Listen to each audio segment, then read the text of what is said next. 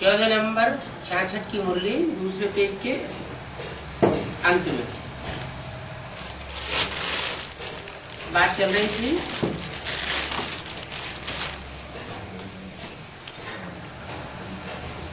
तुम जब बच्चे वाम मार्ग में आ जाते हो तुम बहुत दुखी हो जाते हो। पहले ब्राह्मण फिर शूद्र भी तुम ही बनते हो और दूसरे धर्म की आत्माएं पहले न ब्राह्मण बनती है और न पहले शूद्र बनती है। वास्तव में है शिव भगवानवाची और वो कह देते हैं कृष्ण भगवानवाची। देखो कितना फर्क कर दिया है। कृष्ण रचना और वो रचयिता। कृष्ण तो पूरे 84 जन्म लेने वाला है और भगवान तो पुनर्जन्म लेता ही नहीं है। वो तो यहाँ आकर के पुरुषार्थ कराए के सतयुग का बच्चों को राज भाग देते हैं। लक्ष्मी नारायण और इनके सब साथी फिर अंत में अभी आए कर फिर से राज भाग ले रहे हैं। क्या कहा?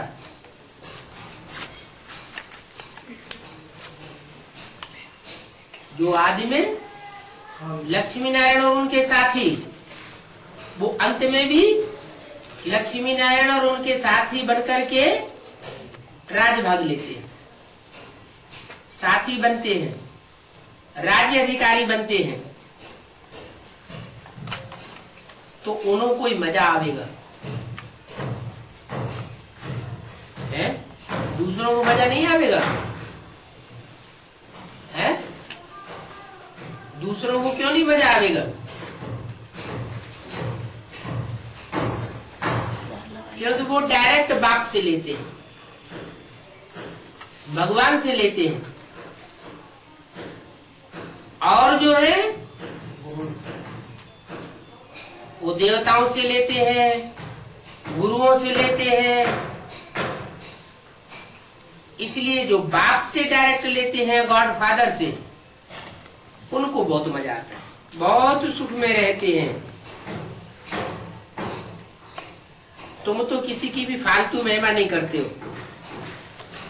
तुम जानते हो साथ साथ है भक्ति मार्ग के, उनसे तो दुर्गति होती आई है। जो भी भक्ति मार्ग है वो किससे आता है? रावण से। रावण से आता है भक्ति मार्ग, माना अनेक गुरुओं से आता है भक्ति मार्ग, अनेक सिरों से आता है भक्ति मार्ग, और एक राम से आता है ज्ञान मार्ग। तो एक से होती है सदगति और अनेकों से होती है दुर्गति। शास्त्र आदि पहले जप तप आदि करते, शास्त्र पढ़ते, पुनर्जन्म लेते, नीचे उतरते आए। ऐसे नहीं हो सकता जो सीढ़ी का डाका कोई ऊपर चढ़ जाए शास्त्र पढ़ने से, भक्ति करने से। सीढ़ी ऊपर कोई चढ़ ही नहीं सकता, सीढ़ी नीचे उतरनी है। एक बाप आकर के जब ज्ञान सुनाते हैं तो ऊपर चढ़ते हैं, तो उतरना ही है। चढ़ने की तो 5000 साल बात होती ही नहीं, और वापस कोई भी नहीं जा सकते। जो वो कहते हैं कि हम पार निर्वाण चले जाते हैं या गए, कोई भी पार निर्वाण नहीं जाता। पार निर्वाण जाने की तो बात ही नहीं। भगवान को भी जब इस सृष्टि पर बार बार आना पड़ता है पतितों को पावन बनाने के लिए, तो आत्माओं का पार निर्वाण कैसे हो सकता है? हमेशा के लिए सदा काल कोई मुक्ति होती भी नहीं है। 14/11/66 की वाणी का तीसरा पेज। तो बाप आकर के कितना सहज रीति बच्चों को समझाते हैं। यहाँ तुम बाप के संग में बैठे हो, क्या बाप के संग में बैठे हो तो तुम अच्छा समझते हो, तुमको अच्छा फील होता है।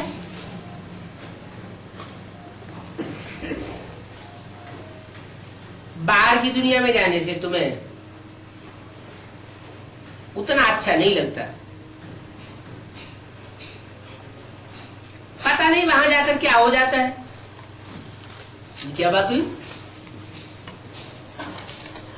है? बाप के संग में आकर के तुमको अच्छा लगता है और बाहर की दुनिया के संग में जाने से तुमको पता नहीं क्या हो जाता है। क्या हो जाता है? दूसरों के संग का रंग लग जाता है। संग दोष तो बहुत होता है ना। क्या सतयुग के आदि से ही कम कलाओं वाली आत्माएं उतरना शुरू हो जाती है। राधा कृष्ण आते हैं वो तो 16 कला संपूर्ण आते हैं। उसके बाद जो भी जनरेशन आएगी ऊपर से परम धाम से, वो कम कलाओं वाली आएगी या जास्ती कलाओं वाली आएगी? कम कलाओं वाली आएगी।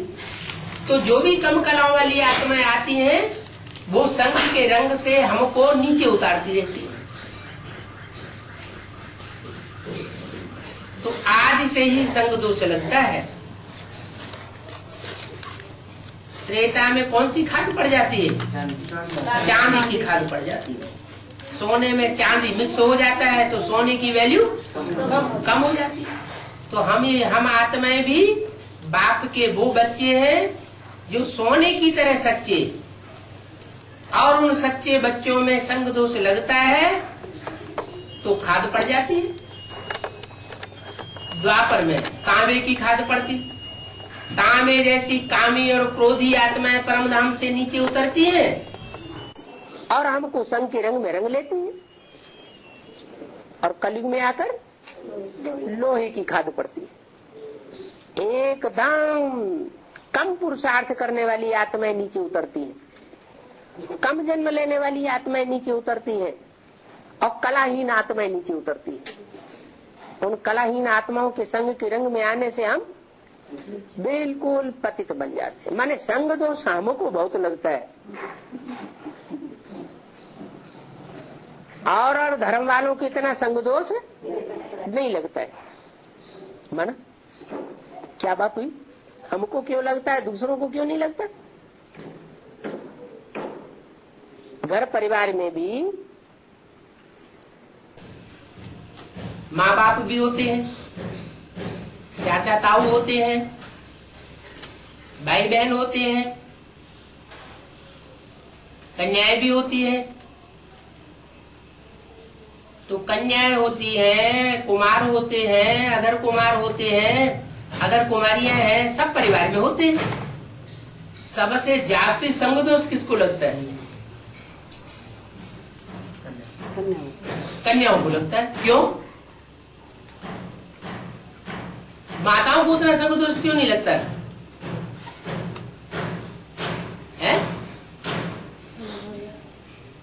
कारण क्या है? कन्याएं पवित्र होती है। तो हम भी पहले जन्म की आत्माएं दुनिया की सबसे जास्ती पवित्र आत्माएं हैं।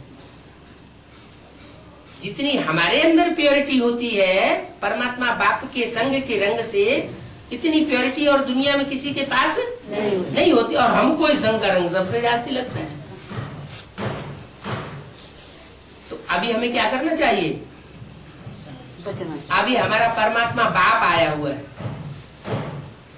एक ही जन्म में आता है, कलयुग के अंत में आता है, इस आखिरी 84वें जन्म में आता है जब एटम बम बन चुके हैं, दुनिया खलास होने वाली।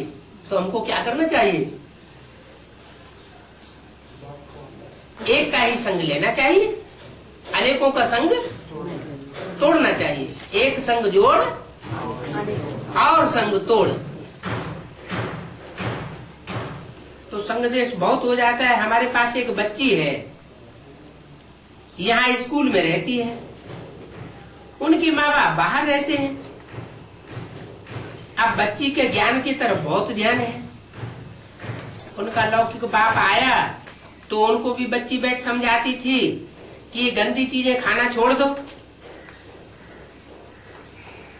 इन गंदी चीजों को खाने से, बाहर की चीजों को खाने से अन्न दोष लगता है।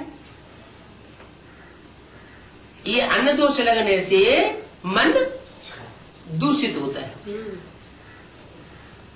दूसरे का बनाया हुआ अन्न हो, दूसरे के हाथ से बनेगा तो हाथों में से, आंखों में से वाइब्रेशन निकलते हैं।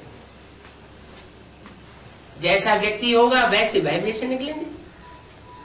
गंदा गलीज होगा तो आंखों से गंदे वाइब्रेशन निकलेंगे, हाथों से गंदे वाइब्रेशन निकलेंगे। अच्छा व्यक्ति होगा तो अच्छे वाइब्रेशन निकलेंगे। अब कलयुग के अंत में अच्छा तो पूरा कोई है ही नहीं। कलयुग में सब कैसे बन जाते हैं? सब पतित तमो प्रधान बन जाते हैं। तो क्या करना चाहिए?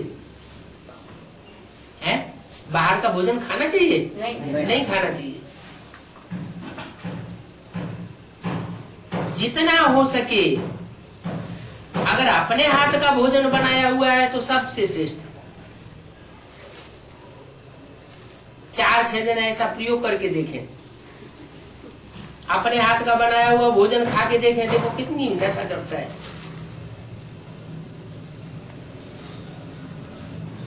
आत्मा को सबसे जास्ती प्यार किससे होता है? खुद से प्यार होता है। उसके बाद बाप अथवा पति से प्यार होता है। तो अपने हाथ का भोजन बना हुआ तो सबसे श्रेष्ठ। तो बच्ची ने बोला ये गंदी चीजें खाना छोड़ दो, क्या तुमको देवता नहीं बनना है? बाहर में तो मनुष्य क्या क्या खाते रहते हैं। खास चीनी लोगों का खान पान तो बहुत गंदा होता है। क्या इनका? चीनी लोगों का। ये कहाँ रहते हैं? चीनी लोग कहाँ रहते हैं? चीन देश में रहते हैं। चीन देश कौन सा धर्म खंड है? बौद्ध धर्म खंड है। तो ये बौद्ध तो पूरे ही बुद्ध हो गए। इनका खान पान सबसे जास्ती खराब हो जाता है। बौद्ध धर्म द्वापर युग की आदि का धर्म है और भारत की भारतीय धर्म है। फिर भी इनका खान पान संग दोष इतना खराब क्यों हो जाता है?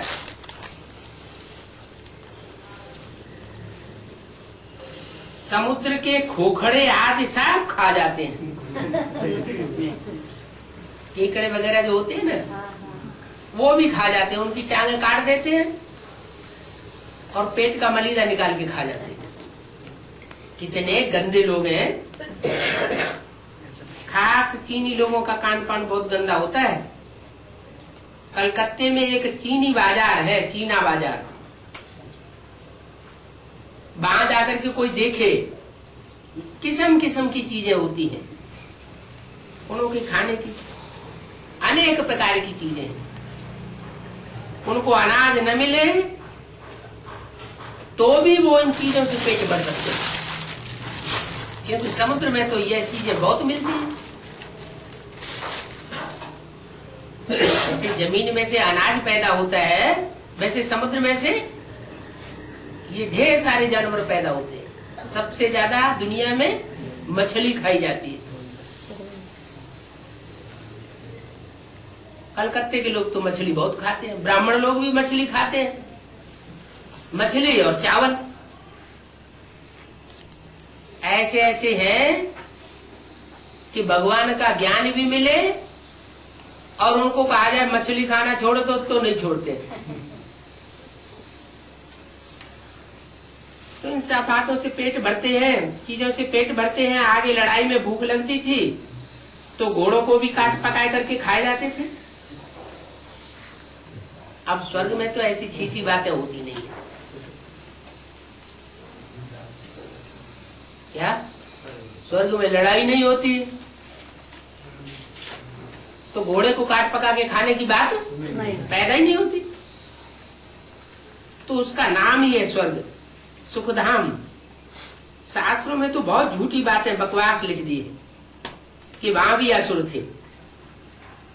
अरे नाम ही है सतयुग, तो सतयुग में सच्चे लोग होंगे या झूठे असुर होंगे? सतयुग में तो सच्चे ही लोग होते हैं। कहते हैं त्रेता में राम राज्य था। अरे जब राम राज्य था और राम राज्य का इतना गायन है कि राम राज्य में सब सुखी थे, तो वहां रावण कहां से आ गया? सुखी थे, सब ही सुखी थे, तो वहां रुलाने वाला रावण कहां से आ गया? वास्तव में ये सब यहाँ की बातें हैं। कहाँ की? संगम युग में इस समय भगवान शिव जब आते हैं राम कृष्ण की आत्माओं के द्वारा इस सृष्टि पर संसार में प्रत्यक्ष होते हैं, तो यहाँ रावण राज्य भी है और राम राज्य भी है। रावण राज्य माने 10 सिरों का राज्य, अनेकों का राज्य, एक का राज्य नहीं। अनेकों का राज्य होता है तो अनेकों भाषाएं हो जाती हैं, अनेकों मतांतर हो जाते हैं, अनेकों धर्म हो जाते हैं, फिर आपस में लड़ाई होती है, मारामारी होती है। और सतयुग में तो एक ही लक्ष्मी नारायण का राज्य था, जो लक्ष्मी नारायण का राज्य भगवान बाप ने आकर के स्थापन किया था गीता ज्ञान दे करके।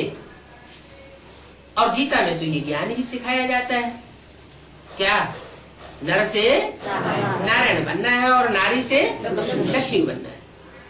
यही ज्ञान भगवान आकर के सिखाते हैं कि नर को कैसे नारायण बनाया जाए। तो सतयुग में जो स्थापना होती है सुख शांति की, वो भगवान आकर के स्थापन करते हैं, इसलिए 100% सुख शांति की स्थापना होती है। सत्य बाप आकर के स्थापन करते हैं, वो एक ही बार आते हैं। ऐसे नहीं कि सतयुग के आदि में हिरण्यकश्यप को मारने के लिए नरसिंह रूप धारण करके आया, फिर त्रेता में राम बन के आया, द्वापर में कृष्ण बन के आया। नहीं,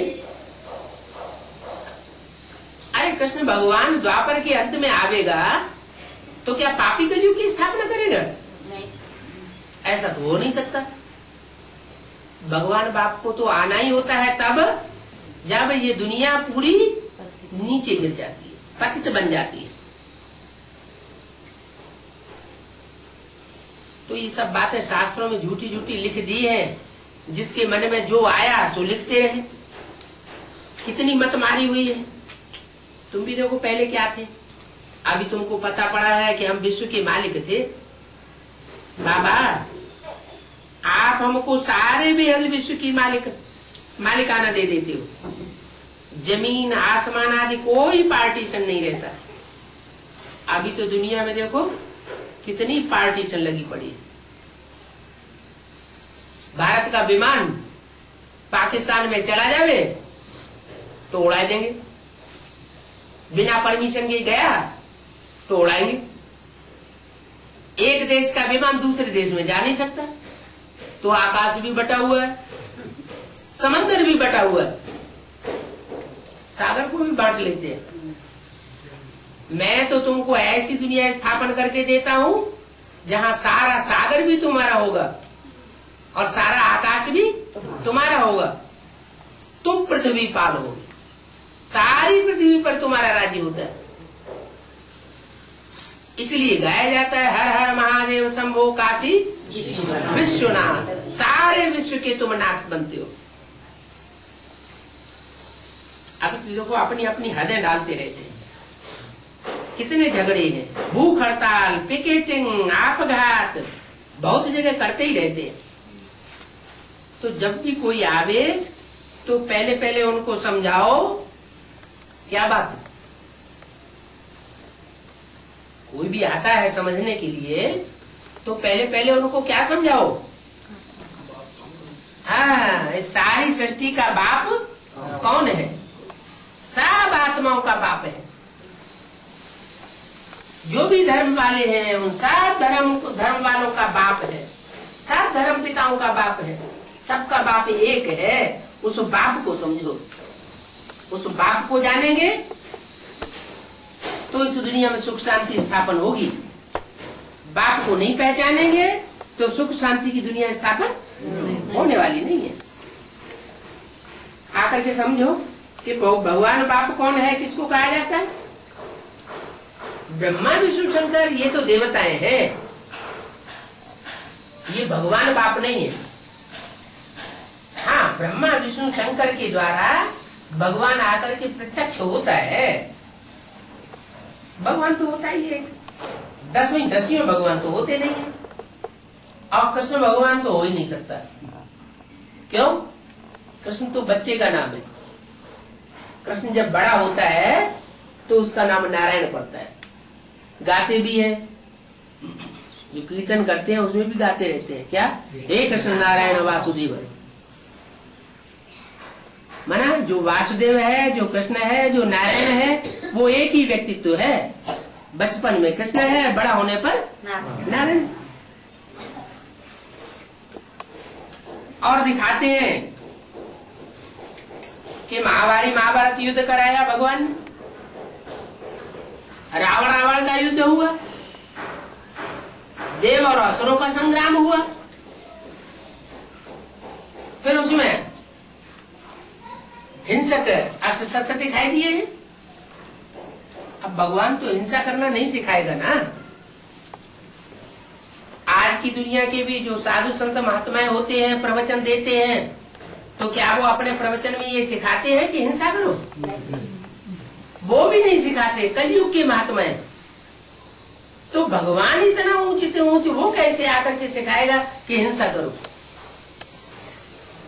जैसे रामायण और गीता में दिखाई दिया है कि भगवान ने आकर के महाभारत युद्ध कराया, खून खराबा करा दिया। भगवान वाच, ये काम महाशत्रु है। हमारा दुश्मन कौन है? काम विकार, क्रोध विकार। किसी के अंदर अगर क्रोध है तो साबित होता है उसके अंदर काम विकार जरूर होगा। काम की वासना जब पूरी नहीं है तो क्रोध आता है। आप इन पर जीत पहनने की प्रतिज्ञा करो। किन पर? काम और क्रोध के ऊपर। ये मुखिया है सब विकारों के। जैसे चोर डकैतों का गैंग हो और उस गैंग में जो मुखिया हो उसको कंट्रोल कर लिया जाए तो सारा गैंग कंट्रोल में आ जाएगा। ऐसे ही ये 5 विकारों का जो मुखिया है वो है काम विकार। तो अब ये सच्ची राखी बांधो। क्या? ये सच्चा रक्षण करने का सूत्र बांधो। वो धागे की राखी बांधने से कोई सुरक्षा होने वाली नहीं है। ये सब अभी की बातें हैं, संगम युग की। क्या? पहले ब्राह्मण आते थे घर घर में वो राखी बांधते थे। अभी बाद में लास्ट में 100-150 साल से कन्याएं अपने भाइयों को राखी बांधने लगी। पहले ऐसे नहीं होता था। ये भी शूटिंग कहाँ होती है? यहाँ संगम युग में भगवान बाप जब आते हैं ब्रह्मा के तन में और ब्रह्मा कुमार कुमारी पैदा होते हैं, तैयार होते हैं, बनते हैं, तो पहले भगवान बाप खुद रक्षा के सूत्र में बांधते हैं बच्चों को। क्या? 5 विकारों से रक्षा के सूत्र में बच्चों को बांधते हैं। माना किसके द्वारा बांधते हैं? कोई ब्राह्मण बच्चा होता है जिस मुकर रथ में भगवान बाप प्रवेश करके यह रक्षा विकारों से करने की प्रतिज्ञा कराते हैं। बाद में क्या होता है? जब तामसी स्टेज होती है तो कन्याएं अपने भाइयों को बांधने लगती है पैसे लेने के लिए। ये परंपरा भी कहाँ से निकली? संगम की ब्राह्मणों की दुनिया से अभी ब्रह्मा कुमारियां निकली है। वो राखियां बांधने के लिए जाती है। बाप कहते हैं रक्षा का बंधन सूत्र में कोई नहीं बांध सकता। एक बाप ही है जो विकारों से हम बच्चों की रक्षा कर सकता। तो जो कुछ भी बीत चुका है वो रिपीट होता रहता है। भक्ति मार्ग भी रिपीट होता रहता है, ज्ञान मार्ग भी रिपीट होता रहता है। 5000 साल का ये ड्रामा है। दिवाली पर महालक्ष्मी की पूजा करते हैं। कब करते हैं? अवली, दीपावली। दीप माने ज्ञान के दीपक। ये ज्ञान के दीपक और इनकी जब अवली माने कतार, माना मालाएं तैयार होती हैं। जब जलते हुए ज्ञान दीपकों की माना आत्मा रूपी दीपक जब जलते हैं, जागृत हो जाती हैं आत्माएं, और उनकी जब कतारें तैयार होती हैं, मालाएं तैयार होती हैं, जिन मालाओं को दुनिया की हर धर्म की आत्माएं सिमरण करती है। हिंदू हो, मुसलमान हो, सिख हो, ईसाई हो, कोई ऐसा है जो माला को सिमरण न करता हो? सब स्मरण करते हैं। तो जरूर कोई खास बात हुई होगी माला को लेकर के। क्या बात हुई कि भगवान बाप जब आते हैं तो ये माला तैयार कराते हैं बच्चों। कैसे बच्चों की? जिनकी ये आत्मा रूपी दीपक जग जाता है। कैसे जगता है? भगवान आकर के बाप प्रैक्टिस कराते। बच्चे, तुम ये शरीर का पुतला नहीं हो, मिट्टी का पुतला। ये मिट्टी का पुतला 5 तत्वों का पुतला है। कहाँ है? पृथ्वी, जल, वायु, अग्नि, आकाश। ये तो जड़ तत्व है। तुम तो इस पुतले में रहने वाली ज्योति बिंदु आत्मा। ये आत्मा रूपी दीपक तुम्हारा अभी सोया हुआ है, क्योंकि तुम अपन को आत्मा नहीं समझते। क्या समझते हो? देह समझते हो। अपन को भी देह समझते हो और दूसरों को भी देह समझते हो। अब क्या करना है? अब अपन को भी आत्मा समझना है और देह के जो भी संबंधी है उनको आत्मिक रूप में देखना है।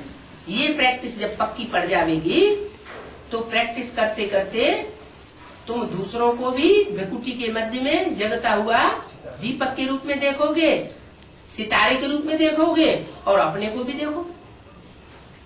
तो ये जब आत्मा रूपी दीपक जगते हैं तो उन दीपकों में कोई कोई दीपक है जो पहले जगते हैं। जैसे दिखाते हैं, शंकर जी के सर के ऊपर 8 मणके रखे हुए हैं।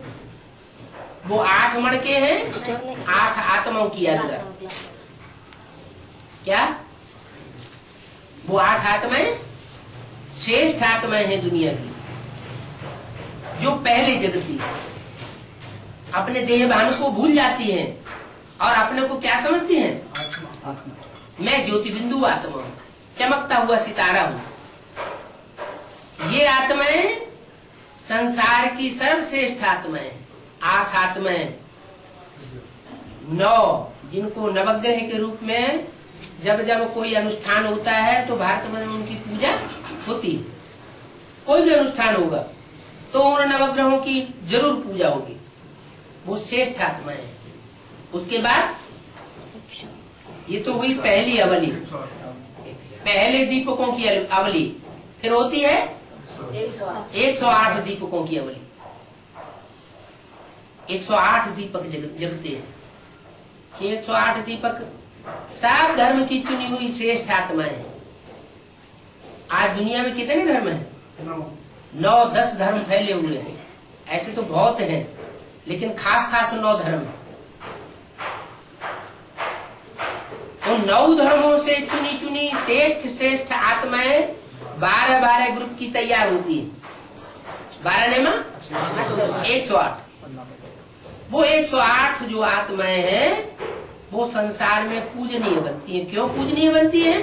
क्योंकि उन्होंने बाप की श्रीमत पर चल करके अपने को श्रेष्ठ बनाया। क्या बनाया? श्रेष्ठ। मनुष्य से देवता बनाया। ऐसा मनुष्य से देवता बनाया जो जन्म जन्मांतर राजाएं बनते हैं। सतयुग त्रेता में भी राजाएं बनते हैं और द्वापर कलयुग में भी राजाएं बनते हैं। सतयुग त्रेता में तो सुखी सुख होता है और द्वापर कलयुग में तो दुख होता है। तो वो दुख का वर्षा द्वापर कलयुग का क्या भगवान बाप देते हैं? नहीं। सतयुग त्रेता का 21 जन्म का भगवान बाप आकर के सुख का वर्षा देते हैं और वो सुख का वर्षा लेने की प्रैक्टिस जो जितनी करता है उस प्रैक्टिस के आधार पर उनका जो अभ्यास पड़ जाता है, वो अभ्यास द्वापर कलयुग में भी काम आता रहता है। वो पुरुषार्थ का मादा उनके अंदर पैदा हो जाता है। एक एक जन्म में पुरुषार्थ करती है और एक एक जन्म में राजा ही प्राप्त करती रहती है। श्रेष्ठ कर्म करती है तो राजा बनती है, नहीं करती है तो फिर प्रजा बनती है। तो बताया कि दीपावली पर दीपक को जगाते हैं। पहले कौन सा दीपक जगाया जाता है? धर्मराज का दिया जलाया जाता है। ये धर्मराज कौन है? धर्म का राजा। माने भगवान ने आकर के जो ज्ञान की धारणाएं सिखाई, उन ज्ञान की धारणाओं को सीखने में जो सबसे पहले आगे जाता है उसका नाम पड़ा धर्मराज। कहते हैं युधिष्ठिर धर्मराज थे। युधिष्ठिर माना जो इस युद्ध में स्थिर रहते। युद्ध में स्थिर कौन सा युद्ध? जो भगवान बाप आकर के युद्ध सिखाते हैं। कौन सा युद्ध सिखाते हैं? काम, क्रोध, लोभ, मोह, इन 5 विकारों के ऊपर विजय पाओ। ये हमारा युद्ध है। घरगृहस्थ में रहते हुए ये युद्ध हमको भगवान बाप आकर के सिखाते हैं। भगवान ने आकर के गृहस्थियों को युद्ध सिखाया, सन्यासियों को युद्ध नहीं सिखाया। क्यों? वो तो कायर होते हैं। क्या करते हैं? घर बार छोड़ करके, पत्नी, बीवी, बाल बच्चों को अनाथ छोड़ करके भाग जाते हैं। तो भाग जाने वाले युद्ध कैसे करेंगे? तो भगवान आकर के सन्यासियों को राजाई का वर्षा नहीं देते। किसको देते हैं? बच्चों को देते हैं जो घरगृहस्थ में रहते हैं, घरगृहस्थ को प्यार करने वाले होते हैं। अपने घरगृहस्थ को जो छोड़ के भाग जाएगा वो सारी दुनिया की पालना कैसे करेगा? वसुधैव कुटुंबकम का नारा कैसे अपनावेगा कि सारी दुनिया हमारा कुटुंब है, परिवार है? वो तो जिम्मेवारी नहीं है। जो गैर जिम्मेवार है वो संसार का पालन नहीं कर सकता। तो बोला दीपावली पर महालक्ष्मी का आवाहन करते हैं। क्या? दीपकों की माला जगाते हैं तो क्या करते हैं? महालक्ष्मी का आवाहन करते हैं। इसका क्या मतलब हुआ? वास्तव में भगवान बाप जब आते हैं तो लक्ष्मी के रूप में पार्ट बजाने वाली 2 आत्माएं, एक जगदम्बा और एक लक्ष्मी, 2 आत्माओं का आवाहन किया जाता है। उन दोनों का जब आवाहन किया जाता है तो पहले पहले घर की सफाई की जाती है। क्या? बरसात होती है ना, बरसात के बाद होती है दीपावली। होती है कि नहीं? होती है। तो ये हमारी है ज्ञान बरसात। संगम युग में, संगम युग में भगवान बाप जब आते हैं तो ज्ञान की बरसात बरसाते हैं। ये ज्ञान वर्षा होती है। तो ज्यादा कीड़े मकोड़े सर्दी में होते हैं या गर्मी में होते हैं या बरसात में होते हैं? इनकी पैदाइश कब होती है? बरसात में। इन कीड़े मकोड़ों की भी ज्यादा पैदाइश होती है। तो घर घर में वो कीड़े मकोड़े, काकरोच वगैरह घुसे हुए होते हैं, है? तो लक्ष्मी का जब आह्वान करते हैं तो सबसे पहले घर की सफाई करते हैं। तो ये भी भगवान बाप आते हैं, ब्रह्मा के तन में आकर के ब्राह्मणों का परिवार बनाते हैं। उस ब्राह्मणों के परिवार में ढेर सारे कीड़े मकोड़े भी पैदा हो जाते हैं। क्या बात हो गई? अरे ब्राह्मण तो श्रेष्ठ गाए जाते हैं, कीड़े मकोड़े क्यों कह दिए? ब्राह्मण श्रेष्ठ गाए जाते हैं, लेकिन ब्राह्मणों में भी 2 प्रकार के ब्राह्मण हैं। एक ब्राह्मण है जो विश्वामित्र और वशिष्ठ जैसे श्रेष्ठ पुरुषार्थी ब्राह्मण गाए जाते हैं, और दूसरे ब्राह्मण है जो रावण, कुंभकर्ण, मेघनाथ जैसे ब्राह्मण भी गाए जाते हैं। तो ये सब कहाँ है? इस समय संगम युग में हम ब्राह्मणों की दुनिया में जो ब्रह्मा कुमारी ईश्वरी विश्वविद्यालय ब्राह्मणों की दुनिया गाई जाती है, उस दुनिया में सब है। अच्छे से अच्छे ब्राह्मण भी है और बुरे से बुरे ब्राह्मण भी है। तो उन कीड़ों मकोड़ों जैसे पार्ट बजाने वाले दुखदाई ब्राह्मणों को घर से क्या करना पड़ता है? झाड़ू लगा के निकालना पड़ता है। इसलिए बाबा ने बोला है कि अभी प्रकृति माता जो है वो दोनों हाथों में झाड़ू लेकर के तैयार खड़ी है। पहले क्या करेगी? घर की सफाई करेगी। घर परिवार होता है ना, तो घर परिवार में ज्यादा काम कौन करता है? सफाई कर माता करती है। तो यहाँ भी ब्राह्मणों की दुनिया में कोई माता है जो ब्राह्मणों की माँ बन करके संसार में प्रत्यक्ष होती है। जगदम्बा, सारे जगत की अम्बा, वो ब्राह्मणों के परिवार में ये कार्य करती है। अच्छा, जब सफाई का काम किया जाता है तो अच्छे अच्छे कपड़े पहन के किया जाता है? नहीं। या काले कपड़े पहन के किया जाता है? गंदे संदे काले कपड़े पहने जाते हैं ना। तो जगदम्बा भी महाकाली बनती है।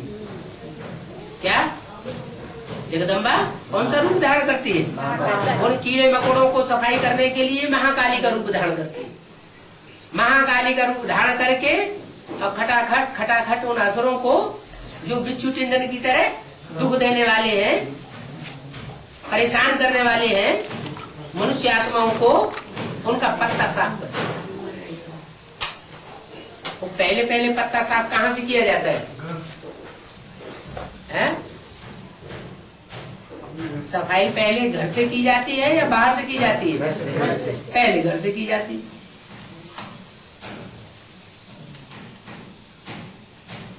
किला होता है ना, तो किले के दो परकोटे होते हैं। एक बाहर का परकोटा होता है, बाहर की दीवार, और एक किले की अंदर की दीवार होती है। तो सफाई कहाँ से शुरू होगी? अंदर के परकोटे से होगी या बाहर के परकोटे से शुरू होगी? अंदर से सफाई शुरू की जाती है। पहले घर के अंदर से कचरा निकाल के बाहर करो, फिर दुनिया से बाहर होगा। ऐसे ही यहाँ भी है। भगवान बाप जब आते हैं तो पहले इस सृष्टि की जो बीज रूप आत्माएं हैं, क्या भगवान अपने लिए क्या कहता है? अहम बीज प्रदप पिता, मैं बीज बोने वाला पिता हूँ। ज्ञान का बीज मैं बोता हूँ, और बाकी सारी दुनिया ज्ञान का बीज बोती है। अज्ञान माने भक्ति, अंधश्रद्धा। तो मैं पिता हूँ। पिता तो बीज है ना, तो जो पिता बीज है तो पिता के बच्चे कैसे होंगे? वो भी बीज होंगे। तो सारी सृष्टि की जो बीज रूप आत्माएं हैं, वो बीज रूप आत्माएं अंदर का परकोटा है। इस अंदर के परकोटे में जो ऐसे बीज हैं जो बहुत दुखदाई है, दूसरे धर्म के बीज आकर के इकट्ठे हुए पड़े हैं, उन सब का पत्ता साफ होता है। जो नई दुनिया आएगी सतयुग में, उसमें सिर्फ कौन से वंश के लोग होंगे? सूर्यवंशी और चंद्रवंशी।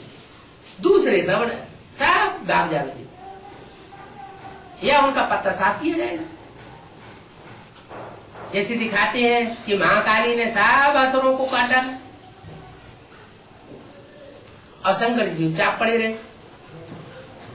क्या भगवान के तो सब बच्चे हैं, असुर भी बच्चे हैं और देवता भी बच्चे हैं। एक देवता शंकर ही ऐसा है जो असुरों को भी वरदान देता है और देवताओं को भी वरदान देता है।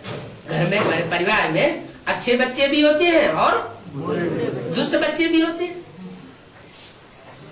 तो ये भगवान का परिवार है, इसमें अच्छे से अच्छे भी हैं और बुरे से बुरे भी हैं। तो अब भगवान नई दुनिया स्थापन कर रहा है या पुरानी दुनिया स्थापन कर रहा है? नई दुनिया स्थापन कर रहा है। तो नई दुनिया में अच्छे ही अच्छे होने चाहिए कि बुरे भी होने चाहिए? अब तो सुख की दुनिया आने वाली है। भगवान सुख की दुनिया स्थापन करके जाता है। सुखदाता कहा जाता है, दुखदाता नहीं कहा जाता है। तो वो सुख की दुनिया स्थापन करने के लिए जरूरी है कि वो कचरा सब निकाल के बाहर किया जाए।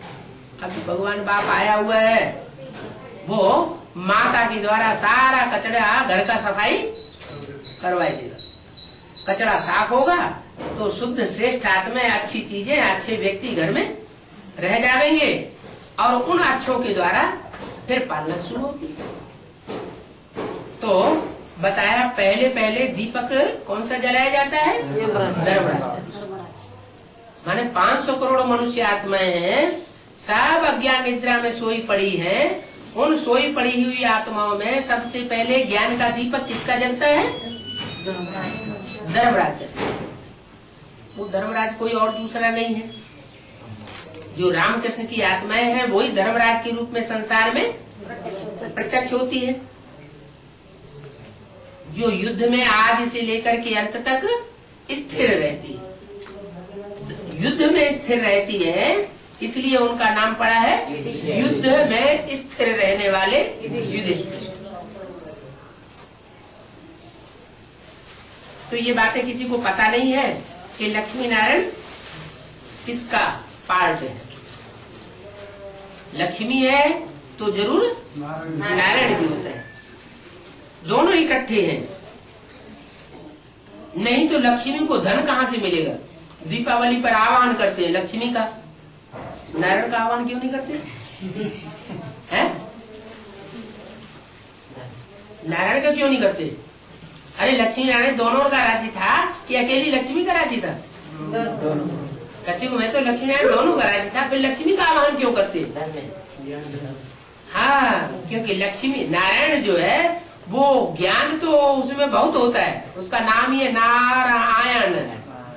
आयन माना घर, नार माना ज्ञान। ज्ञान जल का घर है। क्या? ज्ञान जल का आगार है, घर है। वो तो है, लेकिन सारी दुनिया को ज्ञान दे नहीं पाता। सारी दुनिया ज्ञान से जगती नहीं है। कब तक? जब तक लक्ष्मी न आए।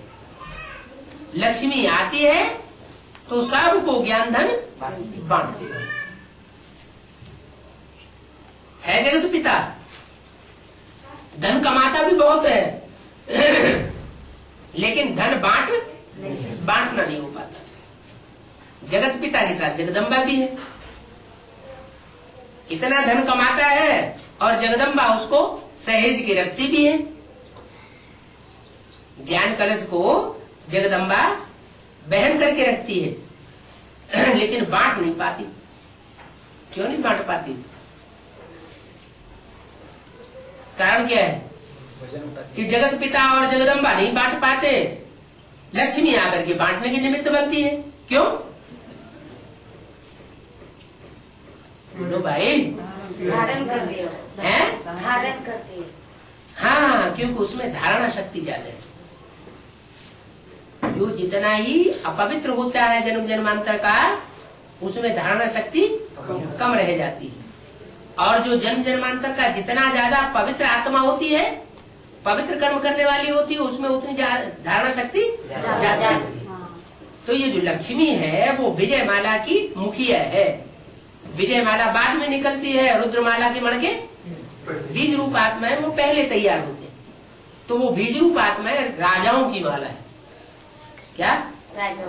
जो रुद्रमाला है वो राजाओं की माला। उस रुद्रमाला में जो सबसे ऊपर के मणके हैं वो है जगत पिता और जगदम्बा। वो जन्म जन्मांतर के बनने वाले राजा हैं। तो भारत के राजाओं में इम्प्योरिटी रही कलयुग के अंत में आकर के, या पवित्रता को उन्होंने धारण किया? विदेशियों के संग के रंग में आ गए। विदेशी लोग अनेक शादियां रचाते हैं, अनेक तलाक देते हैं, तो उन्होंने भी क्या किया? अनेक शादियां रचाना शुरू कर दिया। तो उनमें अनेक जन्म की इम्प्योरिटी भरी हुई है रुद्रमाला की मणकों में। इसलिए वो ज्ञान लेते तो बहुत हैं, ज्ञान का मनन चिंतन मंथन तो बहुत करते हैं, लेकिन अंदरूनी धारणा उतनी नहीं कर पाते जितनी विजय माला के मणके करते हैं। इसलिए लक्ष्मी का फिर आवाहन करना पड़ता है उनको। किनको आवाहन करना पड़ता है? रुद्रमाला के मणकों को लक्ष्मी का आवाहन करना पड़ता है कि आओ, और आकर के हमारे परिवार को ज्ञान धन बांटता है। तो लक्ष्मी आती है और लक्ष्मी के साथ नारायण का नाम नहीं गाया जाता है। दीपावली पर लक्ष्मी का आह्वान करते हैं, नारायण का आह्वान नहीं करते, क्योंकि वो तो घर का है ही। जो घर में ही बैठा हुआ उसका आह्वान क्या करना। आह्वान किसका किया जाता है? जो मौजूद न हो उसका आह्वान किया जाए। तो लक्ष्मी का आह्वान करते हैं। क्यों आह्वान करते हैं? क्योंकि लक्ष्मी होती है बेसिक नॉलेज में, और नारायण एडवांस परिवार में पहले से ही मौजूद है। तो एडवांस परिवार की जो आत्माएं है वो लक्ष्मी का आवाहन करती है कि आओ और ज्ञान धन बांटो। तो ये किसी को पता नहीं कि लक्ष्मी नारायण दोनों इकट्ठे हैं, फिर लक्ष्मी को अकेले को क्यों बुलाते हैं? दीपावली पर अकेली लक्ष्मी को क्यों बुलाते हैं, किसी को पता नहीं। लक्ष्मी को धन कहाँ से मिलेगा? कहाँ से मिलेगा?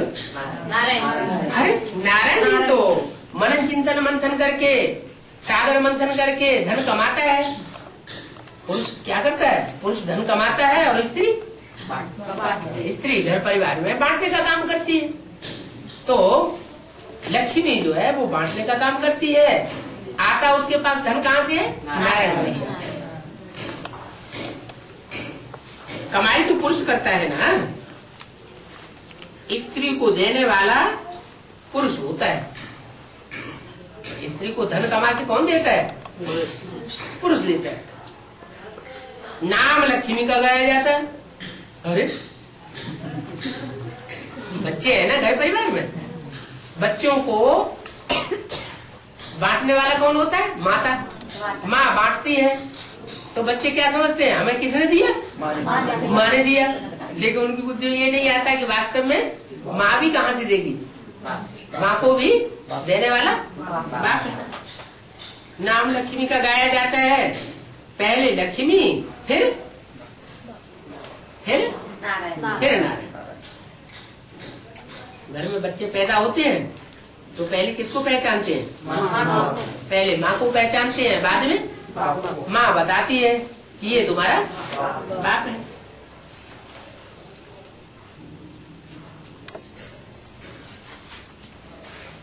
तो बड़ा पदमान मर्तबा किसका माना जाता है?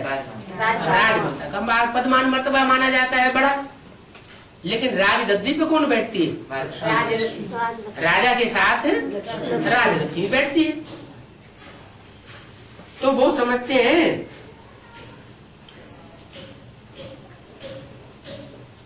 कि महालक्ष्मी अलग है, उनको 4 भुजाएं देते हैं।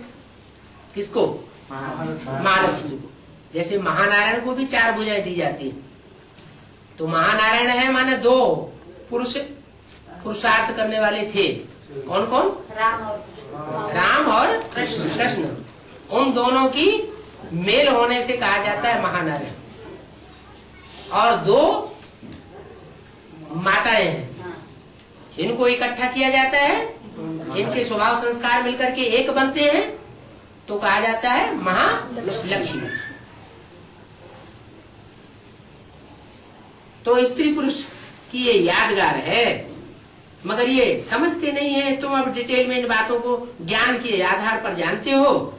तो गीत भी बच्चों ने सुना क्या? बचपन के दिन रुला न देना, आज हंसे कल रुला न देना।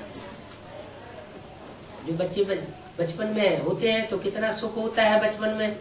जैसे जैसे बड़े होते जाते हैं, विकार बढ़ते जाते हैं, संग बढ़ता जाता है, तो फिर बुद्धि खराब होती रहती है।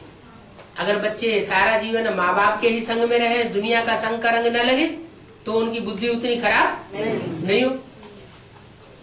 तो बाप कहते हैं कि बचपन के दिन भुला नहीं देना। क्या? पहले सतो प्रधान होते हैं, फिर बाहर के संग में आकर के तमो प्रधान बन जाते हैं। आत्मा कहती है बाबा अभी हमको स्मृति आ गई है, सवेरे उठ करके बाप से बातें करनी चाहिए। अमृत बेले बाप को याद करना ये बहुत अच्छा पुरुषार्थ है। क्या सबसे अच्छा पुरुषार्थ क्या है? अमृत बेला सुधरा तो सब सुधर जाएगा।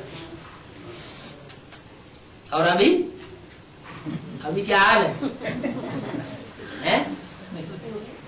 हाथ उठाओ। अमृत वेला सुधरा हुआ कि कौन समझता है अपना कि हमारा अमृत वेला बहुत बढ़िया चल रहा है? भाषा नहीं समझते क्या? अमृत वेला जिनका बहुत अच्छा चल रहा है, अपने अमृत वेले से बहुत खुश है, हमारा अमृत वेला बहुत अच्छा, बहुत खुशी रहती है, खूब बाबा की याद आती है, वो हाथ उठाओ। हैं? बहुत बढ़िया है। अच्छा, तो सारा दिन स्टेज कैसी रहती है? अच्छी। जिसका अमृत वेला बढ़िया होगा, फाउंडेशन वेला बढ़िया होगा, तो सारा दिन भी खुशी बहुत चढ़ी रहेगी। शाम के समय एकांत में भी जाकर के बैठ सकते हैं, भला आपस में स्त्री पुरुष इकट्ठे हो तो भी आपस में यही बातें करनी चाहिए। क्या कहा? स्त्री पुरुष इकट्ठे होकर के घर में रहते हो तो भी आपस में ये ज्ञान की बातें ही करनी चाहिए, दुनियावी बातें नहीं करनी चाहिए। शिव बाबा ब्रह्मा के तन में आकर के क्या कहते हैं, उन बातों को रिपीट करते रहो। मुरली में जो कुछ सुना उनको उगारते रहो। बाबा ने आज मुरली में ये कहा, इसका क्या मतलब हुआ, क्यों कहा, ऐसे क्यों कहा, वैसे क्यों नहीं कहा, खूब मंथन करते रहो। हम जब पूज्य बनते हैं तो बाप को याद नहीं करते हैं? पूज्य बनते हैं तो बाप को क्यों नहीं याद करते? पुजारी बनते हैं तो क्यों याद करते हैं? पूज्य होते हैं सब सुखी होते हैं? पूज्य होते हैं तो सुखी होते हैं। सुख में सिमरन कोई करता नहीं, दुख में सब कोई सिमरन करता है। जब दुख पड़ता है तो भगवान याद आता है, सुख होता है तो भगवान भूल जाता है। तो फायदे में कौन है? गरीब लोग फायदे में है या रईस लोग फायदे में रहे? गरीब लोग फायदे में होते हैं। भगवान मिलता भी किनको है? रईसों को मिलता है, गरीबों को मिलता है? गरीबों को मिलता है। गरीब निवास गाया जाता है? अच्छा, रईसों को मिलता है? और रईसों को मिलता है तो फिर लखपति ब्रह्मा के तन में क्यों आया, दादा लेखराज के तन में? माता का पाठ। अच्छा, माता का पाठ बजाने के लिए दादा लेखराज के तन में आया, तो वो मिला नहीं किसी को? भले मिलता है लेकिन ब्रह्मा से कुछ वर्षा प्राप्ति नहीं होती है। प्राप्ति जिससे होती है वो बाप का रूप है, और बाप के रूप में भगवान बाप जब आते हैं तो रईस के तन में नहीं आते हैं। गरीब निवाज गाया हुआ है तो कहते हैं जब पुजारी बनते हैं तो बाप को याद करते हैं। ऐसे ऐसे आपस में बातें करनी चाहिए, जो कोई सुने तो बंडर खावे। आधा कल्प हम काम शिक्षा पर बैठ करके जल मरे और कब्र दाखिल हो गए। कब्र दाखिल हो गए माना कब्र में क्या होता है? मिट्टी होती है, मुर्दा होता है। तो हमारी आत्मा भी क्या बन गई? जागती ज्योति की जगह मुर्दा बन गई, मिट्टी बन गई। कब्र में आदमी को गाड़ा जाता है ना शरीर को, तो वो शरीर क्या बन जाता है? मिट्टी बन जाता है। तो हम भी 84 जन्म लेते लेते मिट्टी बन गए, मुर्दा बन गए। अब हमको ज्ञान शिक्षा पर बैठ करके स्वर्ग में जाना है। क्या? अब हम काम चिता पर बैठने वाले नहीं है। काम चिता बना, काम चिता नाम क्यों दिया गया? जलते हैं। काम की आग जैसे जैसे बढ़ती जाती है, आदमी की अंदर की जलन बढ़ती चली जाती है। ये काम और क्रोध है, ये ऐसी चीजें हैं कि ये जितना बढ़ाओ उतना ज्यादा बढ़ती चली जाती है। तो इनको कंट्रोल में रखना है। ये पुरानी दुनिया है, भारतवासी समझते हैं यही स्वर्ग है? भारतवासी इस पुरानी दुनिया को स्वर्ग समझते हैं। जब विलायत में जाते हैं ना पढ़ लिख करके, तो क्या समझते हैं? हम स्वर्ग में जा रहे हैं। अरे ये विलायत का जो पंप एंड शो है वो तो माया का बनाया हुआ स्वर्ग है, ये अल्पकाल का है, ये 100-200 साल का पंप एंड शो है, ये भगवान की बनाई हुई चीज नहीं है। भगवान तो 2500 साल के लिए स्वर्ग रच करके जाता है। बड़ा आदमी क्या करेगा? बड़ा काम करेगा, छोटा काम करेगा? बड़ा काम करता है। तो भारतवासी समझते हैं यही स्वर्ग है। अरे स्वर्ग तो सत्य युग में होता है। कौन से युग में? जहाँ सत्य का युग होता है। अभी तो झूठ का युग है, झूठ खंड है ना, झूठ खंड है, कलयुग है, कलह कलेश का युग है। तो इसमें स्वर्ग कहाँ से आएगा? यहाँ कोई स्वर्ग नहीं है। कोई ऐसा शरीरधारी नहीं है जिसके तन में बीमारी न लगती हो, और कोई ऐसी आत्मा नहीं है, मनुष्य आत्मा, जिसके मन में काम क्रोध लोभ मोह अहंकार की जलन पैदा न होती हो। सब दुखी होते हैं, मन किसी का शांत नहीं रहता। तो मन में भी अशांति, तन में भी अशांति, और जब मन और तन दोनों अशांत होता है तो धन की भी बर्बादी होती है। धन बर्बाद होता है तो अशांति पैदा होगी। तो इस दुनिया में कोई स्वर्ग वास्तव में नहीं है। स्वर्ग में तो देवताओं का राज्य था, इस समय माया का स्वर्ग है। ये अल्पकाल का स्वर्ग है। थोड़े समय के बाद लोगों को पता चलेगा ये स्वर्ग है या रौरव नरक है। माया का भवका है, बाप ने अपना जोर जमाया है, तो माया का भी भवका जोरों पर आ जाता है। क्या सतयुग के आदि में बाप आकर के अपना जोर जमाते हैं, तो सतयुग में स्वर्ग की स्थापना कर देते हैं। तो माया क्या करती है? माया कलयुग के अंत में आकर के अपना जोर जमाती है, और वो पंप एंड शो की दुनिया बनाई देती है। समझते हैं हम तो स्वर्ग में बैठे, माया का पंप है फंसाने के लिए। क्या कहा?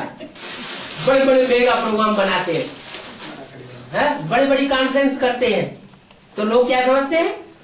ये सच्चा ज्ञान यही है। बड़ी बड़ी ऊंची बिल्डिंगें बनाते हैं, सुखधाम, शांति धाम, और क्या क्या, तलैटी में क्या ना क्या बनाया? ज्ञान सरोवर। और ज्ञान सरोवर तो माउंट आबू में ही है। तलैटी में क्या बनाया? नहीं, तलैटी में डायमंड हॉल बनाया। तो ऐसे ऐसे ऊंचे ऊंचे महलवाड़ियां बनाते रहते हैं, और माया के पंप एंड शो में ब्राह्मणों की दुनिया के लोग, उनकी बुद्धि फंसती रहती है। जो सच्चा ज्ञान है, उस सच्चे ज्ञान से माया उनको दूर कर देती है। तो माया का पंप है फंसाने के लिए। एक तरफ है विश्व का मालिक बनाने वाला बाप। क्या कहा? ऐसा ब्राह्मणों की दुनिया की ही बात है। ब्राह्मणों की दुनिया में एक तरफ है विश्व का मालिक बनाने वाला बाप, और दूसरी तरफ है माया का पंप। तो लोग माया के पंप में फंसते चले जा रहे हैं। तो बाप कहते हैं संग दोष में आकर, क्या माया के पंप के संग दोष में आकर कहीं मर नहीं जाना। बाप के बच्चे बनते हैं ना, निश्चय पैदा होता है, निश्चय पत्र लिख करके देते हैं, तो जैसे बच्चे बने, और अनिश्चय आ गया तो जैसे मर गए। अगर मर गए तो बहुत पछतावे। परीक्षाओं की रिजल्ट निकलती है, सबको पता पड़ जाता है। आगे बच्चियां ध्यान में जाकर के जब सुनाती थी, ये फलानी दासी बनेगी, ये फलानी बनेगी, तो उनका मुंह बंद करा दिया जाता था। बाप जी कहते हैं बच्चे अभी रिजल्ट निकलने वाला है। क्या? कोई का राक्षसी का चेहरा प्रत्यक्ष होगा, और कोई का देवी देवताओं का चेहरा प्रत्यक्ष होगा। कोई माला के मणके बनेंगे, और कोई प्रजावर्ग में जाएंगे, कोई दास दासी बनेंगे। ये सब प्रत्यक्ष होता रहेगा। फिर जिन्होंने पुरुषार्थ नहीं किया है, माया के पंप एंड शो में फंसते रहे हैं, उनको फिर बहुत दुख होगा। पीछे सबको पता पड़ जाएगा।